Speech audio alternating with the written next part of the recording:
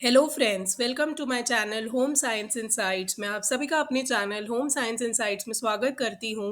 So as you all know that vacancies are very near to all of us, so please buck up your speed and prepare with our channel, and our channel will help you to prepare the concepts regarding home science. So all the very best to all of you. Now let's quickly move to the recorded video. Question number one, which one of the following is a human made resource? इसमें से ऐसा कौन सा resource है जो humans ने बनाया है, that is a human made resource? Option number one technology, option two coal, option three iron, और and option number four is island. So the correct answer is option number one, technology. Always remember that technology is a human made resource. So rest other options are all not human made, they are non-human made resources. So let's quickly move to the next question. Peak height velocity, PHV भी कहा जाता है इसको, is attained at which stage? अगर मैं peak height velocity की बात करूं तो ये कौन सी स्टेज में अटेन होती है? Option number one school, second is infancy, third is pregnancy, fourth is adolescence. So the correct answer is adolescence. Peak height velocity का मतलब क्या है? यहाँ पे कि बच्चा अपनी मैक्सिमम हाइट कौन सी एज ग्रुप तक अटेन कर जाता है. सो एडोलेसेंस के बाद हाइट गेन होना गर्ल्स के अंदर खासकर थोड़ा सा डिफिकल्ट है. Let's quickly move to the next question. According to the national educational law, national child educational law की बात हो रही है यहाँ पे, टिल व्हाट एज, कौन सी एज तक a child should be compulsorily provided education? कौन सी उम्र तक बच्चे को एजुकेशन प्रोवाइड करानी चाहिए? अगर मैं नेशनल चाइल्ड एजुकेशनल लॉ के हिसाब से देखूं, 6 to 18 years, 6 to 12 years, 6 to 14 years, 6 to 22 years. So the correct answer is 6 to 14 years तक आपको मैक्सिमम एजुकेशन जो है वो कंपलसरी है, वो हर बच्चे को मिलनी ही मिलनी चाहिए. Let's quickly move to question number four. Human resource can be defined as, दोबारा आ गया एचआर. आपको मैं बहुत बार पहले भी बता चुकी हूँ कि ये जो एचआरएम का कॉन्सेप्ट है, प्लीज इसको ध्यान से पढ़िएगा क्योंकि एचआर से बहुत सारे क्वेश्चंस आपके एग्जाम में पूछे जा रहे हैं. Option number one, the quality and quantity of the resources, कितने क्वालिटी में है और क्या क्वांटिटी है रिसोर्सेज की. Option two, made by humans, क्या ह्यूमन रिसोर्स को हम ये कह सकते हैं कि वो ह्यूमन से बने हैं. Option three, the number, quantity and ability of the people. And option number four is made by nature but introduced by humans. Basically human resource का मतलब होता है कि ह्यूमन बीइंग को हम रिसोर्सेज की तरह यूज कर पा रहे हैं. ह्यूमन बीइंग की मेंटल कैपेसिटीज की बात हो रही है और फिजिकल कैपेसिटीज की बात हो रही है, तो हम उसको यूज कर पा रहे हैं. और जितने ज्यादा लोग हमारी क्वांटिटी कंट्रीब्यूशन करते हैं तो उतना ज्यादा क्वांटिटी इंक्रीमेंट होता है. So this is human resource, मतलब ह्यूमन बीइंग्स जो एज अ रिसोर्स आप उनको यूज कर पा रहे हैं. Let's quickly move to the next question. Who is a child soldier? अगर हम बात करें कि चाइल्ड सोल्जर कौन होता है या किसे कहा जाता है child soldier, any person below 18 years of age who is force to be exploited. क्या कोई भी 18 साल से छोटा बच्चा जिसको एक्सप्लॉयट किया जा रहा है, एक्सप्लॉयट का मतलब होता है उसके साथ डिस्क्रिमिनेशन हो रहा है या उसके साथ गलत चीजें की जा रही हैं, उसको ओवर यूज किया जा रहा है. Option two, any person below 18 years of age who is or who has been recruited or used by an armed force or armed group in any capacity. वो कह रहे हैं कि 18 साल से छोटा बच्चा जिसको रिक्रूट किया गया है, मतलब जिसको जॉब ऑफर दी गई है या उसको आर्म्ड फोर्स और आर्म ग्रुप्स ने किसी भी तरीके से अपनी उसमें अपने वर्क ऑक्यूपेशन में यूज किया है. Option number three, any person below 18 years of age, कोई भी ऐसा इंसान जो 18 साल से कम का है, who is illegally force to be sexually exploited, उसको सेक्सुअली एक्सप्लॉयट किया जा रहा है.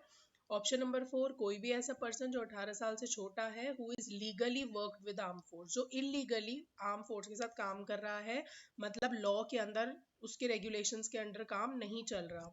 So the correct answer is option number two, कोई भी ऐसा इंसान जो 18 साल से छोटा है जिसको रिक्रूट किया गया है या फिर उसको यूज किया जा रहा है आर्म्ड फोर्स से किसी भी तरीके से उनकी काम कराने के लिए. Let's quickly move to the next question. The first stage of adolescence is, ये बहुत इंपॉर्टेंट क्वेश्चन है। तो एडोलेसेंस की पहली स्टेज क्या होती है? Primary adolescence, early adolescence, primitive adolescence या फर्स्ट एडोलेसेंस। देखिए प्रिमिटिव और फर्स्ट तो हमने कभी टर्म सुने ही नहीं, अगर आप साइकोलॉजी की बात करते हैं तो। प्राइमरी एडोलेसेंस भी कुछ नहीं होता, प्राइमरी और सेकेंडरी सेक्स कैरेक्टरिस्टिक्स होते हैं। तो answer is early adolescence. Let's quickly move to question number 6। World commission on environment and development is also known as, अगर मैं बात करती हूँ वर्ल्ड कमीशन की, तो जो वर्ल्ड कमीशन मेरा एनवायरनमेंट और डेवलपमेंट पे है, जो जिसको हम WCED भी कहते हैं, इज ऑल्सो नोन एज, उसको और क्या कहा जाता है, उसका दूसरा नाम क्या है? Brundtland report, development report, ecological economic report या फिर environmental report. The correct answer is Brundtland report. Brundtland report से भी इसको जाना जाता है। Let's quickly move to the next question. While screening for which process, अगर मुझे screening करनी है एक process के लिए, it's important to view child from front, back, side, erect and forward bending position. अगर मेरे को किसी को भी टेस्ट करना है, किसी की फिजिकल स्क्रीनिंग करनी है, तो मुझे बच्चे को देखना पड़ेगा उसके फ्रंट से, उसके बैक से, साइड पोज से, इरेक्ट से, सीधे खड़े रहिए और फॉरवर्ड बेंडिंग पोजीशन करानी पड़ेगी। तो इसको क्या कहा जाता है, या ये किस टाइप की स्क्रीनिंग है, इससे हमें क्या पता लगता है? So the first option is scoliosis check, इसको स्कोलिसिस चेक कह सकते हैं। Body mass index is BMI, skin fold measurement या फिर एंथ्रोपोमेट्रिक मेजरमेंट्स। प्लीज रिमेंबर कि एंथ्रोपोमेट्रिक मेजरमेंट्स के अंदर ही स्किन फोल्ड मेजरमेंट आता है। बॉडी मास इंडेक्स आपका स्क्रीनिंग, फिजिकल स्क्रीनिंग नहीं होता, वो अलग प्रोसेस है। So the correct answer is scoliosis. Scoliosis check इसको कहा जाता है जिसमें हम फिजिकल स्क्रीनिंग करते हैं बच्चे की। Let's quickly move to the next question. Which one of the following is not a fossil fuel? ये आप साइंस में पढ़ते आ रहे हैं, 6-7 का बच्चा भी इस क्वेश्चन का आंसर बहुत आराम से दे सकता है। फॉसिल फ्यूल्स क्या होते हैं? जो नेचुरल डेड एंड डिके होते हैं, रिमेन्स होते हैं एनिमल्स के या फिर एनवायरमेंट के, जो आपको काफी सालों के बाद, मतलब थाउजेंड्स ऑफ ईयर्स के बाद आपको कोई ना कोई फॉसिल फ्यूल में, या पेट्रोल हो गया या फिर इस फॉर्म में मिलते हैं। ऑप्शन देखिए, natural gas, oil, coal, gold. So please remember कि अगर मैं फॉसिल फ्यूल्स की बात करती हूँ तो नेचुरल गैस हो गई, कोल है, पेट्रोल है, ये सब फॉसिल फ्यूल्स हैं। लेकिन गोल्ड, गोल्ड फॉसिल फ्यूल नहीं है। गोल्ड को आप जितना मर्जी डायमेंशंस में तोड़ के बना सकते हैं, गोल्ड के अंदर प्रॉपर इलास्टिसिटी होती है। So the correct answer is gold. Gold fossil fuel में नहीं कंसिडर किया जाता। Let's quickly move to the next question. Name the term which is measured by bone age. ऐसी एक term बतानी है जिसको हम bone age से measure करते हैं and is most useful biological indicator of overall psychologic maturation. और वो biological इंडिकेटर भी होता है हमारी फिजियोलॉजिक मैच्योरेशन का। Option number 1 skeleton development, option 2 bone maturity, option 3 bone development, option 4 skeletal maturity. So the correct answer is skeletal maturity. So let's quickly move to the next question. Which granules contain both linear amylase and branched amylopectin? इसमें से कौन से, किस चीज के ऐसे granules होते हैं जिसके अंदर लीनियर अमाइलेज भी दिखता है और ब्रांच्ड अमाइलोपेक्टिन भी दिखता है? Option number 1 monosaccharides, option 2 starch, option 3 polysaccharides, option 4 carbohydrate. So the correct answer is option number 2 starch. Starch ऐसा ग्रैनुअल होता है जिसके अंदर हमें लीनियर अमाइलेज भी दिखता है और उसके अलावा हमें ब्रांच्ड अमाइलोपेक्टिन भी दिखता है। Let's quickly move to the next question. Who can help families prepare for the major changes that will take place during child's adolescence? कौन है जो फैमिली को प्रिपेयर करता है कि बच्चा जब एडोलेसेंट स्टेज में आ जाता है तो उसके अंदर बहुत सारे मेजर चेंजेस आते हैं? Option number 1 books and novels, option 2 old age people, option 3 health professionals, option number 4 teachers.